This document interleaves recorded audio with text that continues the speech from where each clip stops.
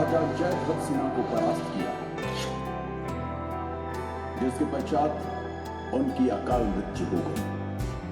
समय के गति चक्र के साथ अहोम राज्य के राज सिंहासन पर स्वर्गदेव यानी राजा चक्रध्वज सिन्हा विराजमान हुए, जिन्होंने अपने राज्य के प्रधानमंत्री अर्जुन बुढ़ागोहाई, जो कि बेहद चतुर, हर काम में निपुण और एक कूटनीतिज्ञ थे, के साथ मिलकर नए दुर्गों का निर्माण किया।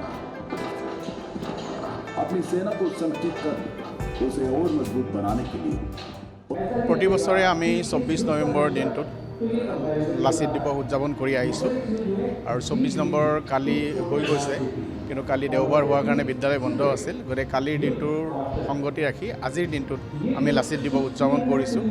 আৰু আমাৰ এই দিৱসৰ এটা বিশেষ তাৎপৰ্য হৈছে কি যে আমি এই দিৱসত বন্ধ দিয়াৰ পৰিৱৰ্তে বা হাফ দিয়াৰ পৰিৱৰ্তে আমি সম্পূৰ্ণ গোটেই বিদ্যালয়ৰ যি দৈনন্দিন কাৰ্যসূচী সম্পূৰ্ণ কৰি ছুটিৰ পিছত আৰু অতিৰিক্ত 1.5 ঘণ্টা সময় লৈ আমি এই দিৱস পালন কৰোঁ। এইটো আমি আৰম্ভণিৰ পৰা কৰি আছোঁ। আমাৰ উদ্দেশ্যটো এনেকুৱা, লাচিত আছিল তেওঁ কৰ্মশক্তিৰ প্ৰতীক, ৰাষ্ট্ৰৰ যি প্ৰবল দেশপ্ৰেম, ৰাষ্ট্ৰৰ যি কৰ্তব্যনিষ্ঠাৰ প্ৰতীক আছিল। তেওঁ কামত হেলা কৰা মানুহক তেওঁ ক্ষমা কৰা নাছিল। গতিকে কৰ্ম সংস্কৃতিৰ যি পূজাৰী সেই মহাবীৰ লাচিতক প্ৰতি সন্মান জনাই আমিও সেইটোকে বুজাব বিচাৰিছোঁ যে আজিৰ দিনটোত, লাচিত দিৱসৰ দিনটোত আমি বেছিকৈ 2 ঘণ্টা বেছিকৈ কাম কৰিম।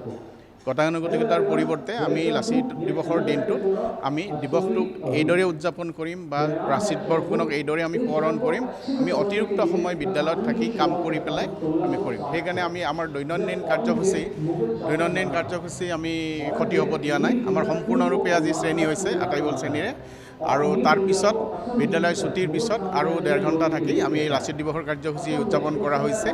আৰু এই কাৰ্যসূচীত আমি লাচিতক সোঁৱৰি পেলাই বিভিন্ন গীত মাত আৰু বক্তৃতাৰ আয়োজন কৰা হৈছে। 2টা অতি সুন্দৰ বক্তৃতাৰ দ্বাৰা আমি লাচিত বৰফুকনৰ কৰ্ম সম্পৰ্কে গোটেই কথাখিনি আমি শিক্ষাৰ্থীসকলক আমি অৱগত কৰাইছোঁ, যাতে লাচিতৰ কথাখিনি তেওঁলোকে ভালদৰে জানে, অনুভৱ কৰিব পাৰে, অনুধাৱন কৰিব পাৰে, আৰু তেওঁলোকৰ মনতো লাচিতৰ যি আদৰ্শ, সেই আদৰ্শৰে যাতে আমাৰ ল'ৰা ছোৱালীবিলাক অনুপ্ৰাণিত হ'ব পাৰে যে নিজৰ দেশৰ স্বাৰ্থতকৈ কোনো স্বাৰ্থই ডাঙৰ হ'ব নোৱাৰে।